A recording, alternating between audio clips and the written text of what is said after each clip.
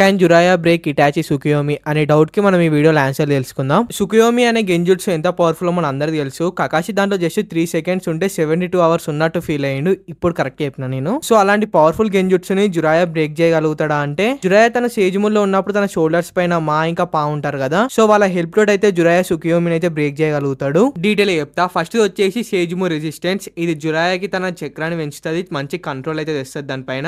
అలానే తన ఎబిలిటీస్ కూడా పెంచుతుంది. సో తన బాడీలో చక్ర అనేది మంచిగా ఫ్లో అవుతా ఉంటది కాబట్టి గెంజుట్స్ లో వాడేయడం కొంచెం టఫ్ జాబే. బట్ యూజ్ చేసే పర్సన్ గెంజుట్స్ లో మాస్టర్ అయితే గెంజుట్స్ లో వాడేయచ్చు జురాయాని కూడా. చాలా మంది సేజ్ మోడ్ యూజర్స్ పైన గెంజుట్స్ వర్క్ కాదు అనుకుంటారు, బట్ వర్క్ అవుతుంది. సెకండ్ వచ్చేసి మా ఇంకా పా. వాళ్ళు గెంజుట్స్ లోకి అయితే ఫిజికల్ గా అయితే ఎంటర్ కాగలుగుతారు. సో వాళ్ళు అలా గెంజుట్స్ అయితే కట్ చేయగలుగుతారు.